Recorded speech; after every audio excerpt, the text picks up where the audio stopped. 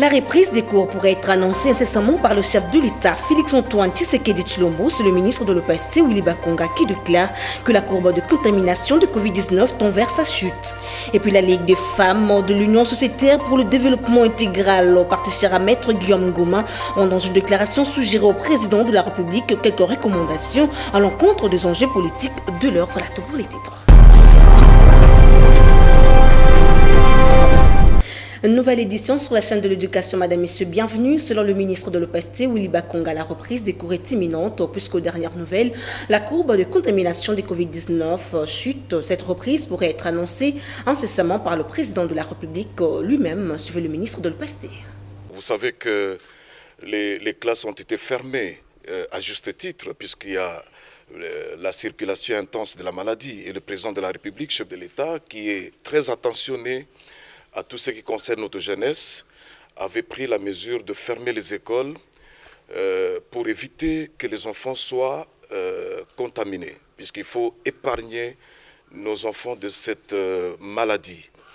Et aujourd'hui, puisque la courbe commence quand même à baisser, et qu'il était important, nous, en tant que ministère, de venir voir, tâter du terrain, voir un peu ce qui s'est fait au niveau des écoles. Est-ce que les mesures barrières sont prises pour que, quand le président de la République, chef de l'État, va lever l'option de faire revenir les enfants sur le chemin de l'école, que nous ne soyons pas étonnés, que nous ne soyons pas quand même déçus, n'est-ce pas, de la manière dont les enfants sont traités à l'école. C'est comme ça que c'est ce qui justifie d'ailleurs notre présence dans cette école. Donc, on a commencé à l'Institut de la Gombe, nous sommes passés par Boboto et maintenant nous sommes à Bokéléal et on va aller dans d'autres écoles, même les écoles privées, pour voir réellement si les conditions requises sont prises pour que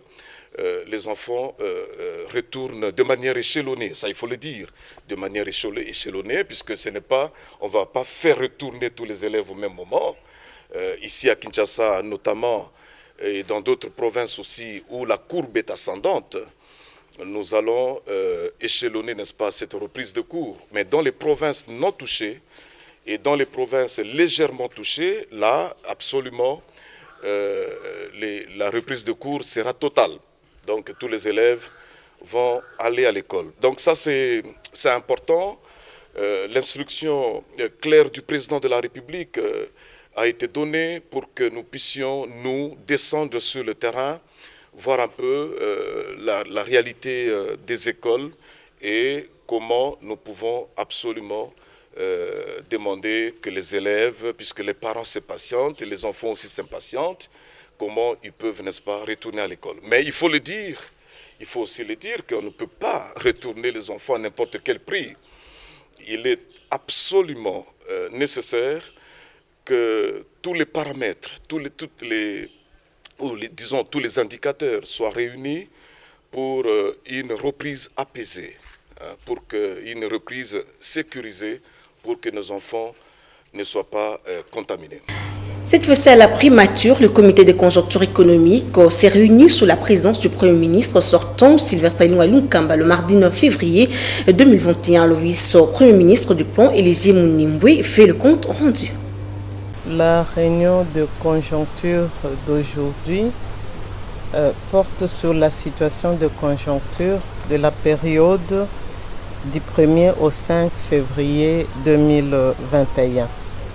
Le contexte international est marqué par l'organisation du 6 au 7 février du 34e sommet de l'Union africaine sous les thèmes Art, culture et patrimoine, levier pour construire l'Afrique que nous voulons.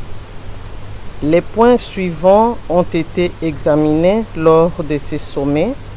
Le rapport sur la réforme institutionnelle de l'Union africaine, le rapport sur les progrès de la réponse de l'Union africaine à la pandémie à coronavirus et les élections et nominations à la direction de la Commission de l'Union africaine.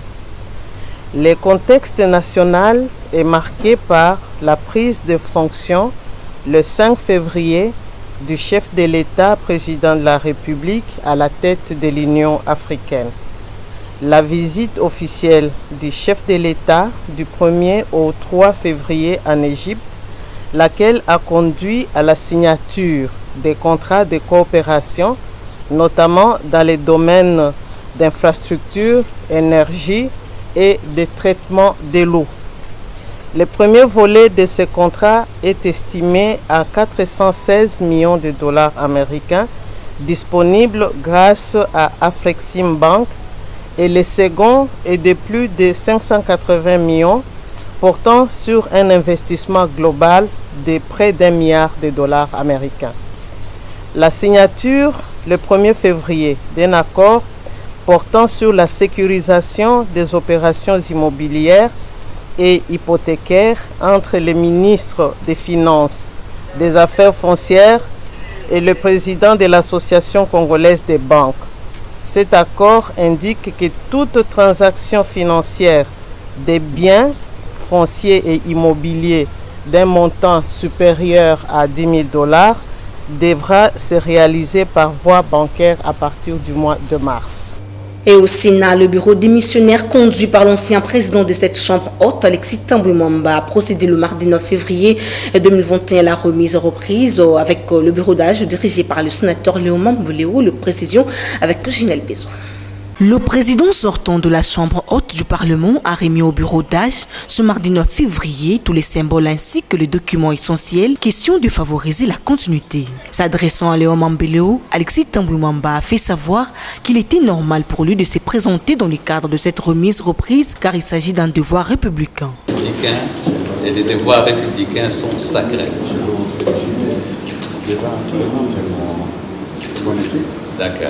Et tous ceux qui sont en train d'assister à cette remise de prise, d'accord, il ne va pas durer longtemps. On ne sait jamais.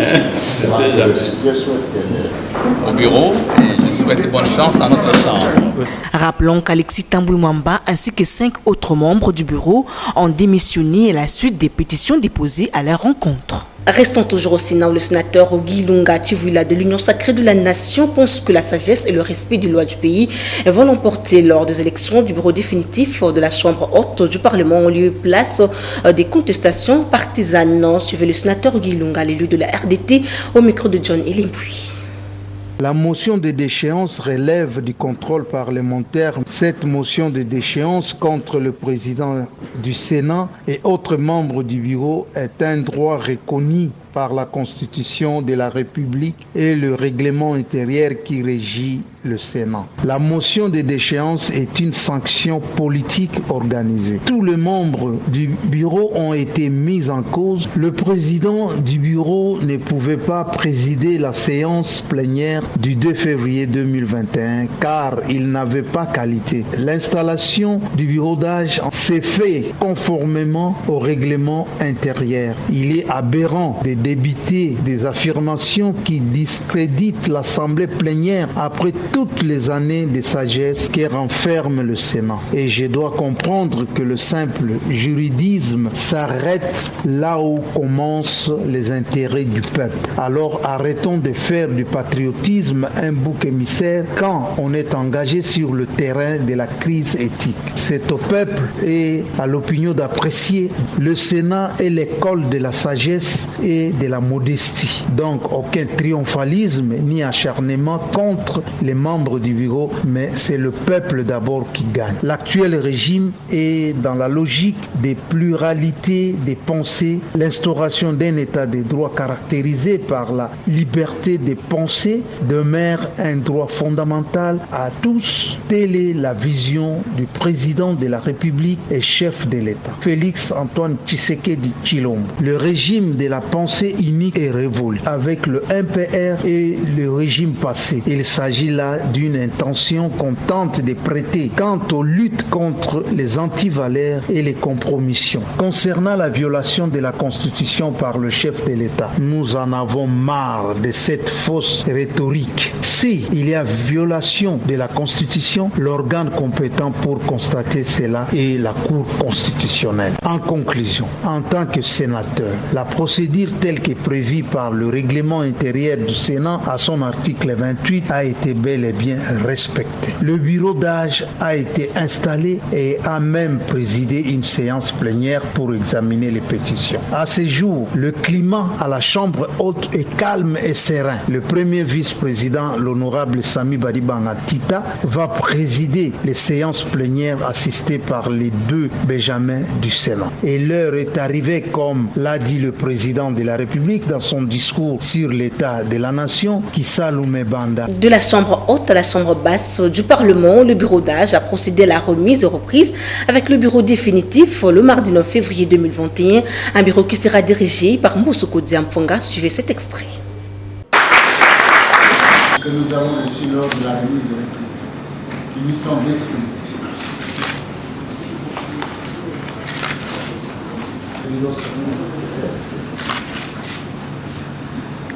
Les mains de l'honorable rapporteur adjoint pendant la remise a reçu lors de la remise et reprise avec les dossiers des mains du rapporteur adjoint sort.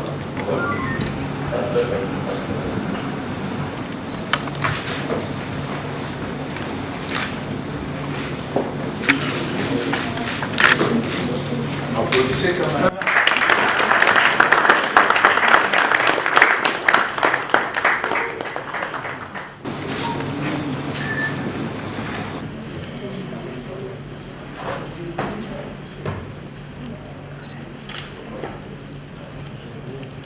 Pour vous être sacrifié, mais avec le concours de tout le bureau d'âge que vous aviez composé,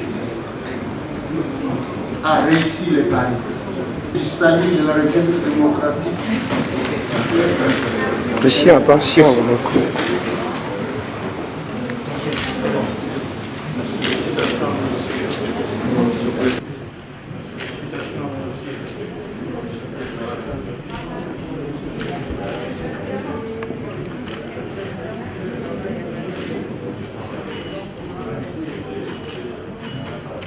Puisque nous parlons de lui, le président de l'Assemblée nationale, Christophe Mboussoukoudia, a échangé avec le gouverneur de la province du Congo. Ces derniers ont discuté sur le développement de la province du Congo. Suivant Jean-Marie Petit Tamata, gouverneur du Congo. Je suis venu présenter les civités au nouveau président de l'Assemblée nationale, qui n'est personne d'autre que le fils de terroir. Comme moi, il est du Congo. Et le deuxième message, c'est un message de fraternité et de soutien de toute la population congolaise qui accompagnera le nouveau président dans sa lourde tâche. Nous sommes tous derrière lui. Et ça est suivi aussi de un entretien sur le projet à venir pour le Congo. Vous êtes sans le savoir, très bientôt nous aurons des Chinois chez nous, au Congo, pour la construction des maisons, de 6000 maisons à travers toute la province du Congo. Très important pour le développement de notre chère province. Voilà essentiellement notre entretien en tournée autour de ces 3 sujets. L'avenir réhabilitant la province du Congo, évidemment, nous lui avons demandé, nous comptons beaucoup sur lui. Comme il est la deuxième personnalité de ce pays, c'est une aubaine, c'est une chance pour nous, pour que certains projets soient réalisés. Entre autres, l'électricité, que vous savez, nous sommes pratiquement au bout de l'étude de faisabilité. Il va falloir maintenant chercher des investisseurs, des fournisseurs, pour que cette électricité soit tirée de Bukangalonzo. Je pense qu'il est bien placé pour soumettre ce problème au président de la République, éventuellement aussi au niveau de la Banque mondiale. Aussi, les voix s'élèvent pour réclamer les postes de responsabilité au prochain gouvernement issu de l'Union sacrée de la nation initiée par le président de la République, Félix Tshisekedi. C'est dans ce cadre que l'association des femmes servantes de Dieu en mission pour le Congo interpelle le chef de l'État à faire confiance à la capacité de la femme congolaise en la personne de Marie-Josée Ifoko comme choix de l'Éternel à la tête du gouvernement. Elles sont au micro de Clarisse Tibanda et Delphine Tondula. Nous sommes une association de femmes servantes de l'Éternel pour la nation congolaise. Nous sommes là porteuses d'un grand message pour notre pays. Tout le monde le sait que ce pays, c'est un pays dédié à l'Éternel. Ce pays où on a prié des années Et c'est le moment d'écouter également la réponse de l'Éternel. La réponse que nous venons apporter ce soir, c'est pour montrer à tout le monde et rappeler encore, en des temps comme celui-ci, des temps de crise, nous avons lu dans les Écritures, la femme a joué un rôle important. Les exemples sont nombreux. Il y a eu le cas de Sarah, il y a eu le cas de Séphora, il y a le cas de Déborah, il y a le cas d'Esther, il y a le cas de Marie. Donc c'est le moment, le temps de Dieu. Nous voulons encore interpeller nos frères et sœurs, nos compatriotes, que nous puissions comprendre que c'est le moment où Dieu a décidé également de choisir une femme en ce temps de crise, une femme qui a la crainte de Dieu, une femme intègre, une femme qui a des compétences, qui a des qualités, une femme qui est capable.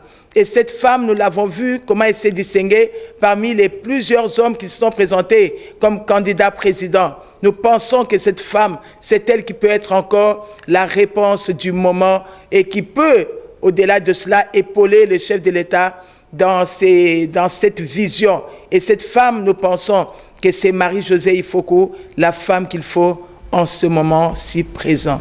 C'est l'ainsi dit l'Éternel des armées. Il faut accepter ça. Parce que les habits sont des tolobités, ma femme servante, c'est l'Éternel des armées, yende motolobi.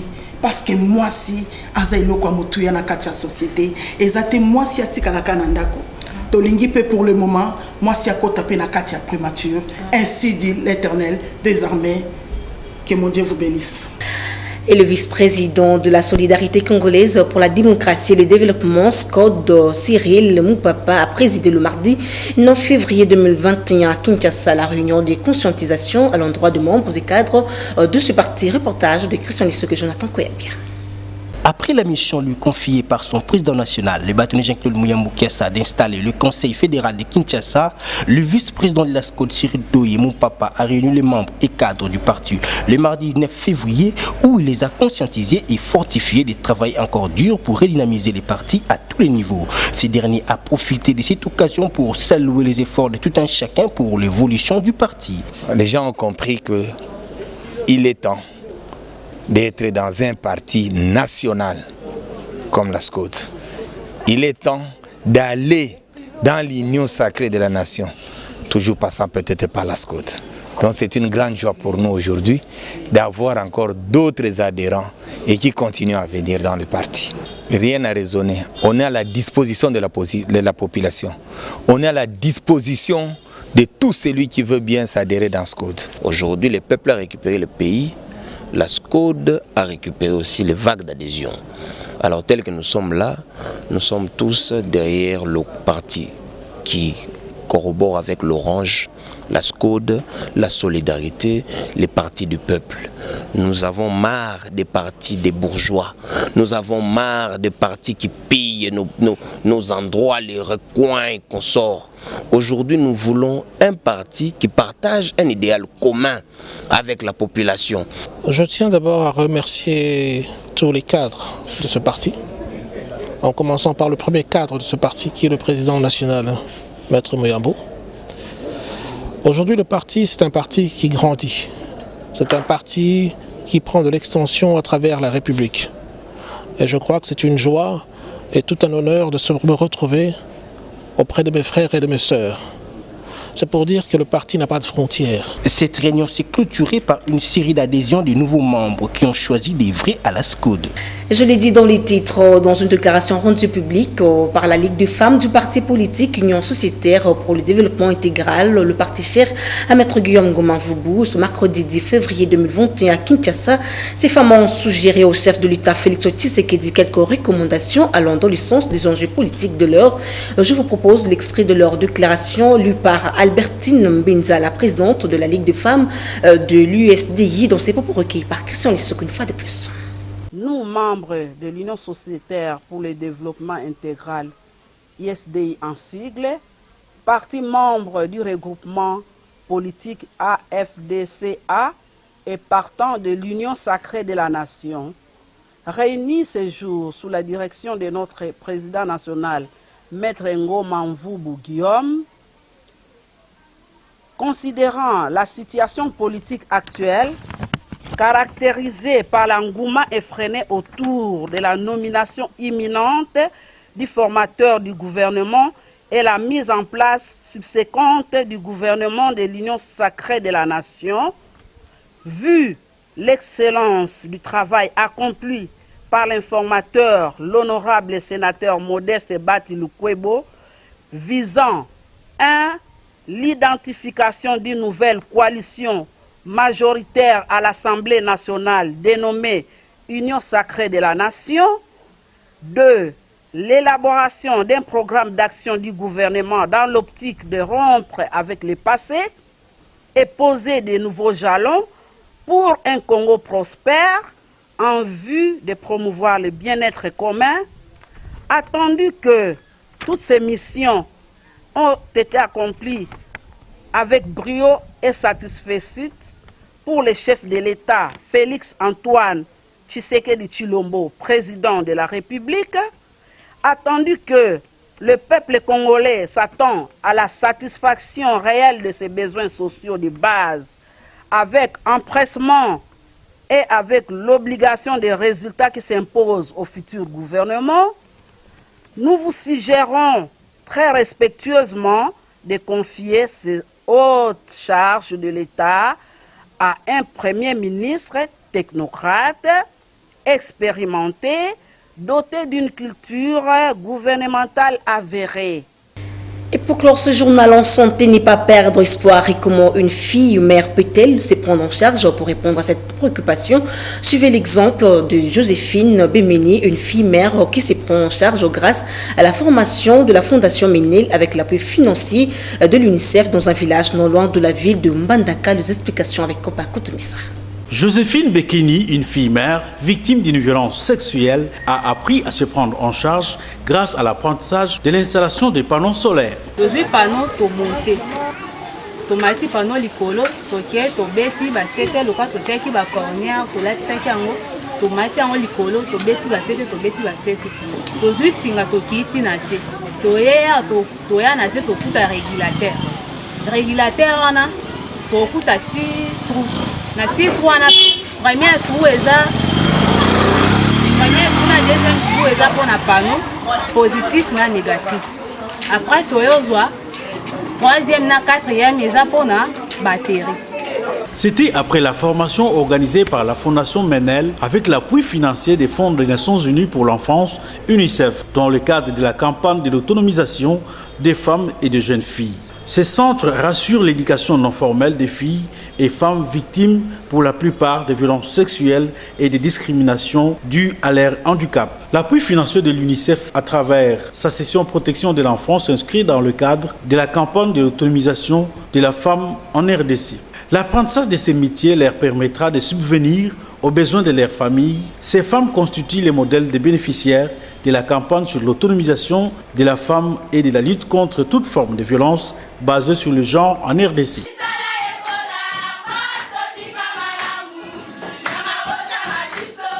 Vous avez compris que ce journal a touché à sa fin, donc voici l'essentiel à retenir. La reprise du cours pourrait être annoncée incessamment par le chef de l'État, Félix Tshisekedi, le ministre de l'OPST, Willy Bakonga, qui déclare que la courbe de contamination du Covid-19 tend vers sa chute.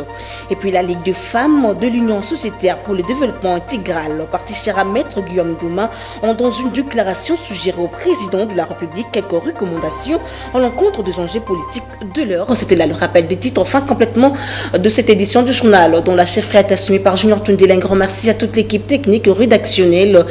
Derrière la caméra, c'était Delphin Tundula, Guilhem Christian Audio et Chardeline Seka. Merci de votre fidélité. Je vous retrouve demain. Au revoir.